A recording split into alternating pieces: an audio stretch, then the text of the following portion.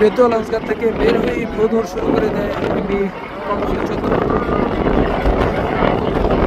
পরবর্তী ঘাটে এই দুটি জাহাজের আগে যাওয়ার জন্য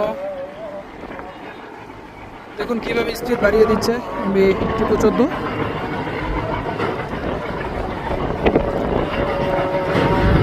ঘাট ত্যাগ করে স্পিড বাড়িয়ে দিয়েছে এমভি 14।